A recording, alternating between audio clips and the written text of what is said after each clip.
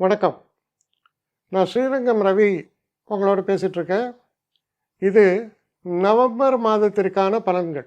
கும்பராசி. கும்பராசி நேயர்களை பொறுத்தவரையில் உங்கள் ராசிநாதனான சனி 2ஆம் வீட்டில் இருக்கிறார். அப்போ 7 சனியில் கொஞ்சம் பேலன்ஸ் இருக்குது. 5ஆம் இடத்தில் இருக்கக்கூடிய குரு 6ஆம் வீட்டுக்கு போயிட்டார். அது சிறப்பாக இல்லையே. 5ல் இருக்க வேண்டிய குரு நல்லது, 6க்கு போயிட்டார், மறைவுஸ்தானமாயிடுது. ஆனால் பார்வை ரொம்ப பவர்ஃபுல். ஏன்னா உச்சமாக இருந்தல்லவா பார்க்கிறார். இப்போது சித்திரை மாத வெயில் எப்படி, அக்னி நட்சத்திர வெயில், இதே அக்டோபர் மாதத்து வெயில் எப்படி, அதுதான் உச்சத்துக்கும் நீச்சத்துக்கும் உள்ள வித்தியாசம். இப்போ குரு என்ன பண்ணுறார், உச்சமாக இருந்து பார்க்குறார். அவர் பார்வை தான் சிறப்பு. அப்போது 6ஆம் வீட்டிலிருந்து குரு பார்க்கக்கூடிய இடம் 10ஆம் வீடு. 10ஆம் வீட்டில் யார் இருக்காங்க, செவ்வாயும் புதனும் இருக்காங்க. தொழிலில் எதிர்பாராத நல்ல மாற்றங்கள் நிகழும். நீங்கள் குழம்பிடுவீங்க, என்னடா அது 6ல் குரு போச்சு, இப்படி சொன்னான் அப்படி சொன்னான்னு, என்ன இவ்வளோ நல்லது நடக்கும்.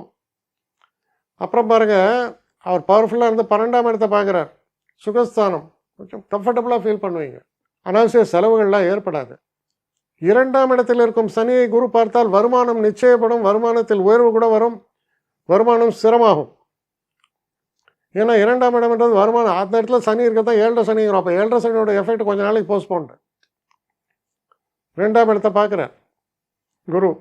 அதனால் குருவை பொறுத்த வரைக்கும் அவர் பார்வையினால் பலன் நிச்சயமாக பெறுகிறீர்கள். சிறப்புகள் நிச்சயமாக ஏற்படுகிறது. அதோடு இல்லாமல், அதாவது குடும்பம் நல்லா இருக்குது, ஃபைனான்ஸும் நல்லா இருக்குது, அனாவசிய செலவில்லை, தொழிலில் நல்ல பேர், முக்கியமான விஷயங்கள்லாம் டிக் ஆகிடுது இல்லையா. சரி, அப்போ ஹெல்த்தில் பிரச்சனை இருக்கும், ஜாகிரதையாக இருக்கணும். குறிப்பாக ஹார்ட் எயில்மெண்ட்ஸ் எல்லாம் இருக்கிறவங்க கண்டிப்பாக போய் டாக்டர் பார்க்கணும். அதில் தான் கவனமாக செயல்படணும். ஏன்னா 6ஆம் இடத்தில் குரு உச்சம். கொலஸ்ட்ரால் ப்ராப்ளம் இருக்கிறவங்க நிச்சயமாக ஜாக்கிரதையாக இருக்க வேண்டியது அவசியம். ஹெல்த்து, சாப்பிட்ற சாப்பாடு, இதிலெல்லாம் கவனமாக இருக்கணும். மற்ற ஏரியாஸ் எல்லாம் டிக்கு தான், டபுள் டிக். இன்ஃபேக்ட் ரொம்ப நல்லா இருக்குது.